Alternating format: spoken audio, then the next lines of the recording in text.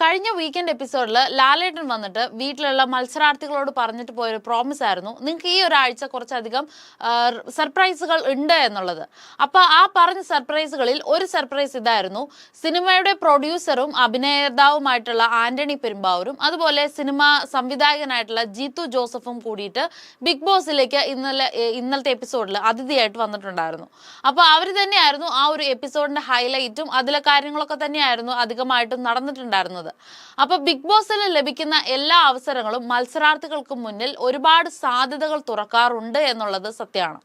അപ്പൊ സിനിമ എന്ന മോഹം ഉള്ളിൽ കൊണ്ട് നടക്കുന്ന ഒരുപാട് ആളുകൾ മേ ബി ഈ ഒരു ബിഗ് ബോസ് എന്ന ഒരു പ്ലാറ്റ്ഫോമിൽ യൂസ് ചെയ്തുകൊണ്ട് ആ ഒരു ഫിലിം ഇൻഡസ്ട്രിയിലേക്ക് കടക്കാനും മറ്റു പല കാര്യങ്ങളിലേക്കൊക്കെ ആയിട്ടാണ് എല്ലാവരും വരുന്നുണ്ടാവുക.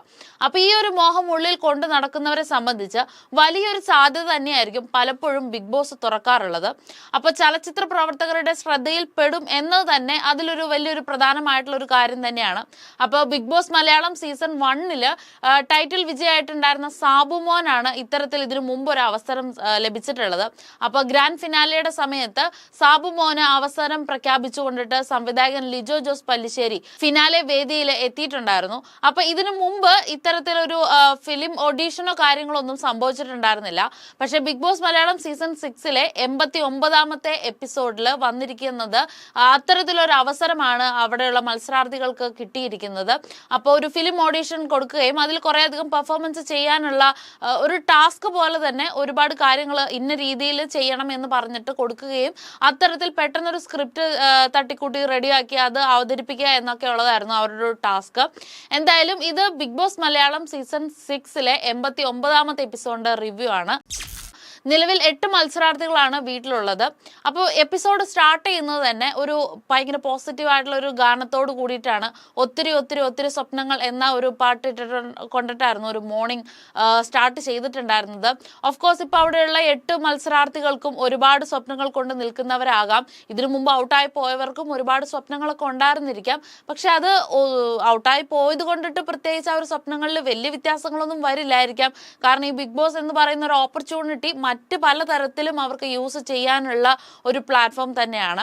അപ്പൊ സ്ക്രീൻ സ്പേസ് ഇപ്പൊ കഴിഞ്ഞ 2-3 ആഴ്ചകളായിട്ട് മത്സരാർത്ഥികൾക്ക് കുറവാണ് എന്നുള്ളത് കൊണ്ട് തന്നെ എങ്ങനെയെങ്കിലും സ്ക്രീൻ സ്പേസ് ഉണ്ടാക്കാൻ വേണ്ടിയിട്ട് ഒരുപാട് കിടഞ്ഞ് പരിശ്രമിക്കുന്നുണ്ട് മത്സരാർത്ഥികൾ.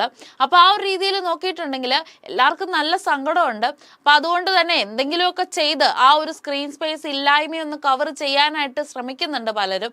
ആ ഒരു രീതിയിൽ നോക്കിയപ്പോൾ അഭിഷേകിനും ഋഷിക്കും സായിക്കൊക്കെ തോന്നിയത് നോറയെ തന്നെയായിരിക്കാം. കാരണം എത്രയും പെട്ടെന്ന് ട്രിഗേർഡ് ആവുന്ന ഒരു ക്യാരക്ടർ നോറ തന്നെയാണ്. ചെറിയ ചെറിയ കാര്യങ്ങൾ പറഞ്ഞാലും അതിൽ കയറി പിടിച്ചുകൊണ്ടിട്ട് ഒരു പെർഫോമൻസ് കൊടുക്കാൻ പറ്റുന്നതും നോറയ്ക്ക് തന്നെയാണ്. അപ്പൊ നോറയോട് അത്തരത്തിലുള്ള കുറച്ച് കാര്യങ്ങൾ പറഞ്ഞുകൊണ്ട് തന്നെയാണ് ഈ ഒരു എപ്പിസോഡ് അവർ സ്റ്റാർട്ട് ചെയ്യുന്നുള്ളത്. അപ്പൊ ഫെയിമിന് വേണ്ടി അല്ലെങ്കിൽ പിന്നെ എന്തിനു വേണ്ടിയിട്ടാണ് വന്നത് എന്നുള്ള രീതിയിലുള്ള ക്വസ്റ്റ്യൻ ആണ് നോറയോട് ചോദിക്കുന്നത്, അഭിഷേകൊക്കെ ചോദിക്കുന്നത്. അപ്പൊ നോറ പറയുന്നത് എനിക്ക് കപ്പ് വേണം, പക്ഷെ എനിക്ക് ഫെയിം വേണ്ട, ഫെയിം അല്ല ഞാൻ ആഗ്രഹിക്കുന്നത് എന്നുള്ളതാണ് പറയുന്നത്. അപ്പം അഭിഷേകൊക്കെ ചോദിക്കുന്നുണ്ട്, ഫെയിം അല്ലെങ്കിൽ പിന്നെ എന്തിനാണ് കപ്പ്, ട്രെയിനിൽ പോകാൻ കോട്ട കിട്ടുമോ അല്ലെങ്കിൽ ഗവൺമെന്റ് ജോബ് കിട്ടുമോ എന്നൊക്കെ ഉള്ളതാണ് ചോദിക്കുന്നത്. അത്തരത്തിൽ ഇവരെല്ലാവരും കൂടിയിട്ട് നോറയെ ടീസ് ചെയ്യുന്നതും അതിൽ ട്രിഗേർഡ് ആയിട്ട് നിന്നുകൊണ്ടിട്ടുള്ള ഒരു സിറ്റുവേഷൻ ഒക്കെയാണ് അവിടെ ഫസ്റ്റ് തന്നെ ഉണ്ടായിരുന്നത്. അതിനുശേഷമാണ് ബിഗ് ബോസിന്റെ അനൗൺസ്മെന്റ് വന്നത്. മലയാള സിനിമയിലേക്ക് കാൽ വെക്കുവാൻ വേണ്ടിയിട്ട് മത്സരാർത്ഥികൾക്കുള്ള ഒരു അവസരമാണ്, സ്വപ്ന സാക്ഷാത്കാര നിമിഷങ്ങളാണ് എന്നൊക്കെ പറഞ്ഞുകൊണ്ടിട്ട് തന്നെയാണ് ഈ ഒരു ടാസ്കിന്റെ കാര്യങ്ങളൊക്കെ ഡീറ്റെയിൽസ് ആയിട്ട് പറഞ്ഞു കൊടുത്തിട്ടുള്ളത്. അപ്പൊ അർജുനും ശ്രീധുവിനെയും ഒരു കപ്പിൾസ് ആയിട്ട് അവിടെ കാണിക്കുകയായിരുന്നു.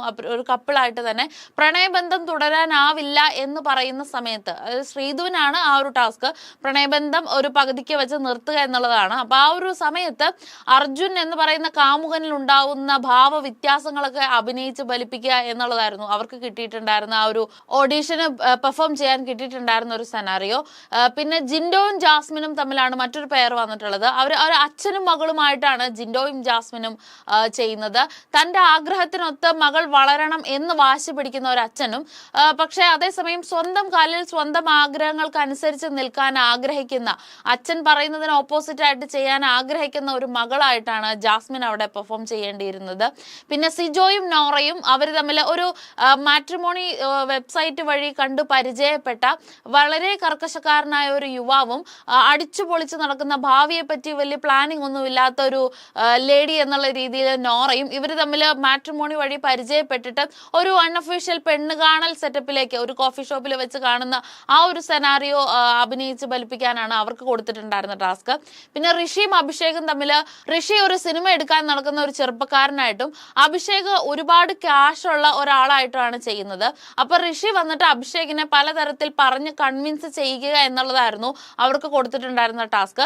അഭിഷേക് ഒരു പൊങ്ങച്ചക്കാരനായ ഒരു പ്രമാണിയായിട്ടാണ് ഉള്ളത്. അപ്പൊ ആ ഒരു പ്രമാണിയെ പോയി പലതും പറഞ്ഞ് ഒരു കൺവിൻസ് ചെയ്തെടുക്കുന്ന സെറ്റപ്പിലേക്കാണ് ഋഷി ചെയ്യേണ്ടിയിരുന്നത്. അപ്പൊ അത്തരത്തിൽ ഇവർ പെർഫോം ചെയ്യുന്ന സമയത്ത് ഓൾറെഡി ആന്റണി പെരുമ്പാവൂരും ജീത്തു ജോസഫും അവിടെ വേദിയിൽ വന്നിട്ടുണ്ടായിരുന്നു. അവർ തിരിഞ്ഞിരുന്ന് കസേരയിൽ തിരിഞ്ഞിരുന്ന് കൊണ്ടിട്ട്, അതായത് മത്സരാർത്ഥികൾക്ക് കാണാൻ പറ്റുന്നില്ല ആരാണോ ആ ഒരു ചെയറിൽ ഇരിക്കുന്നത് എന്ന് കാണാൻ പറ്റുന്നില്ല. ആ ഒരു രീതിയിൽ നിന്നിട്ടാണ് പെർഫോം ചെയ്യേണ്ടിയിരുന്നത്. അപ്പൊ ഇവരിവിടെ ഇരുന്ന് ഓപ്പോസിറ്റ് ഒരു TV-യിലാണ് ഇതൊക്കെ കണ്ടുകൊണ്ടിരിക്കുന്നത്. അപ്പൊ ആ ഒരു സെയിം റൂമിൽ തന്നെ ഇവരുണ്ട്. അപ്പൊ നല്ല രീതിയിൽ എല്ലാവരും തന്നെ അവരവർക്ക് കിട്ടുന്ന പരിമിതമായ സമയത്തിനുള്ളിൽ തന്നെ പലതരത്തിലുള്ള പെർഫോമൻസുകൾ എല്ലാവരും തന്നെ കാഴ്ചവെച്ചിട്ടുണ്ടായിരുന്നു. അപ്പൊ ആ ഒരു സമയത്ത് അതൊക്കെ കഴിഞ്ഞതിന് ശേഷം എല്ലാവരുടെയും പെർഫോമൻസിന് ശേഷമാണ് അത് ആരൊക്കെയാണ് എന്നുള്ളത് അവർക്ക് പറഞ്ഞു കൊടുത്തിട്ടുണ്ടായിരുന്നത്. ആരും പ്രതീക്ഷിക്കാത്ത 2 ഗസ്റ്റുകൾ തന്നെയായിരുന്നു.